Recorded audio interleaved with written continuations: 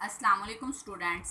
आज हम पढ़ेंगे मुल्क के तीसरे गवर्नर जनरल मलक गुलाम मोहम्मद के बारे और पाकिस्तान के दूसरे वज़ीर आज़म ख्वाजा नाज़मुद्दीन के बारे में।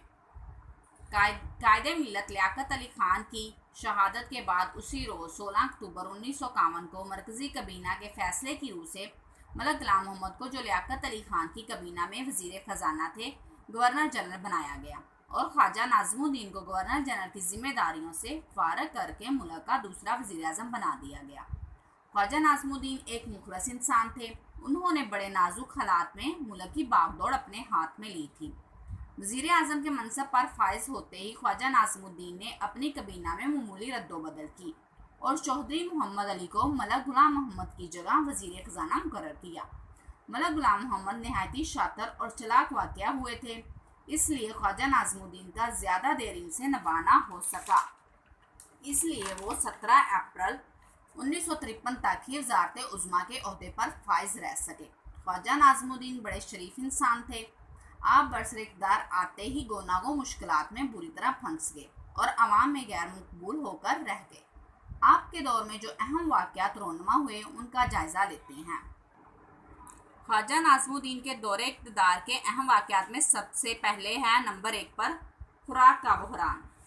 ज़री शोबे में इस्लाहात नाफज करने और ज़री पैदावार को बढ़ाने की तरफ कोई तवज्जो ना दी गई। इसलिए ख्वाजा नाज़मुद्दीन के दौर के दौरान में मुल्क में अशिया खुराक खुसूसन गंदम की शदीद किल्लत पैदा हो गई और मजबूरन पाकिस्तान को दीगर ममालिक से गंदम मंगवाना पड़ी। तकरीबन 8 लाख टन गल्ला अमेरिका से दरामद किया गया। इससे ज़र मुआदला के महफूज ज़खायर कम हो गए और मुल्क ग़िज़ाई किल्लत के साथ साथ इक़्तिसादी बदहाली का भी शिकार होकर रह गया। अशियाई खुर्दनी की किल्लत की वजह से ख्वाजा नाज़मुद्दीन अवाम में इस कदर गैर मकबूल होकर रह गए कि लोगों ने आपको बुरा समझना शुरू कर दिया। नंबर 2 पे है तहरीके ख़त्म नबूवत। ख्वाजा नाज़मुद्दीन के अहद वज़ारत का सबसे काबिल ज़िक्र वाक़या मार्च 1953 में सुबह पंजाब में मजलिसे अहरार की सरगर्दी में कादियानों के खिलाफ तहरीके ख़त्म नबूवत का आगाज़ था। तहरीके ख़त्म नबूवत के दाइयों का मुतालबा था कि कादियानियों को गैर मुस्लिम करार दिया जाए और मुल्क के वज़ीर ख़ारजा चौधरी ज़फ़रुल्लाह ख़ान को मरकज़ी कबीना से अलहदा किया जाए। तहरीके ख़त्म नबूवत के ये मुतालबात तमाम मुसलमानों के दिल की आवाज़ की हैसियत रखते थे। इसलिए पूरे मुल्क की फ़िज़ा में इश्तियाल पैदा हो गया।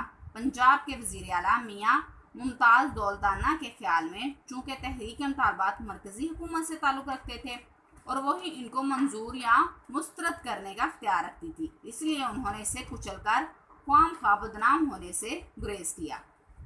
ख्वाजा नाज़मुद्दीन ज़ाती तौर पर तहरीके ख़त्म नबूवत के मुतालबात से मुत्तफ़िक़ थे, मगर जुर्त व हिम्मत के फ़ुदकान के सबब वो कादियानों को गैर मुस्लिम अक़लियत करार देने से डरते थे। चौधरी ज़फ़रुल्लाह ख़ान को वज़ारत ख़ारजा के ओहदे से बरतरफ करने का हौसला भी इनमें ना था, क्योंकि ज़फ़रुल्लाह ख़ान अमेरिका के मंजूर नज़र थे और मुल्क के ग़िज़ाई बहरान को दूर करने के लिए इन अयाम में ख्वाजा नाज़मुद्दीन अमेरिका की तरफ निगाहें झुकाए हुए थे। हत्ता के कत्ल गारत और लाक़ानूनियत का आगाज़ हुआ और हालात इस कदर बिगड़ गए कि 6 मार्च 1953 को लाहौर में मार्शल लॉ नाफज करना पड़ा। General Mohammad Azam Khan martial law administrate थे। उन्होंने तहरीक को सख्ती से कुचल दिया और सूबे में अमन व अमान बहाल किया। ख्वाजा नाज़मुद्दीन ने दौलताना वज़ारत को बरतरफ करके मशरक़ी पाकिस्तान के गवर्नर मलक फ़िरोज़ ख़ान नून को पंजाब का वज़ीर आला बना दिया। नंबर 3 पे है स्टूडेंट्स उर्दू ज़ुबान की हमायत। पाकिस्तान के अवाम का दरिंदा मुतालबा था कि उर्दू को सरकारी ज़ुबान करार दिया जाए। चुनांचे जब बुनियादी उसूलों की कमेटी ने भी अपनी रिपोर्ट में उर्दू को सरकारी ज़ुबान करार देने की सिफारिश की, तो ख्वाजा नाज़मुद्दीन ने भी उर्दू ज़ुबान की हमायत का ऐलान कर दिया। इससे मशरक़ी पाकिस्तान के शर्पसंद अनासर ने ख्वाजा नाज़मुद्दीन के नज़्म व नसक और पॉलिसियों पर तनकीद करना शुरू कर दी। स्टूडेंट्स, खारजा पॉलिसी में तब्दीली। लियाकत अली ख़ान की शहादत के बाद ख्वाजा नाज़मुद्दीन वज़ीर आज़म बने तो इनकी खारजा हिकमत अमली का झुकाव बरतानिया की तरफ हो गया। इससे इस्लामी ममालिक नज़रअंदाज होने लगे। नहर स्वीज़ के मिस्र बरतानिया झगड़े में पाकिस्तान ने दोनों मुल्कों को दोस्ती का रवैया अख्तियार करने का मशवरा दिया। मिस्र को पाकिस्तान से यह तवक्का न थी, चनाचा मिस्र भारत की तरफ झुक गया। ایران کے تیل کے مسئلے پر بھی پاکستان برطانیہ کو ناراض نہیں کرنا چاہتا تھا۔ اسی دوران میں ڈاکٹر مصدق کا تختہ الٹ گیا، جس سے پاک ایران تعلقات میں سرد مہری آنے سے بچ گئی۔ خواجہ صاحب کی اس خارجہ حکمت عملی کی وجہ سے جب خان لیاقت علی خان کے قتل کی تحقیقات اسکاٹ لینڈ یارڈ کو دینے کی تجویز پیش کی گئی تو عوام نے کھل کر کہا کہ ہمیں برطانیہ ادارے پر اعتماد نہیں، کیونکہ خان لیاقت علی خان کی شہادت کا سب سے زیادہ فائدہ برطانیہ کو پہنچا تھا۔ لاسٹ میں اسٹوڈنٹس ہم پڑھیں گے خواجہ ناظم الدین کی برطرفی۔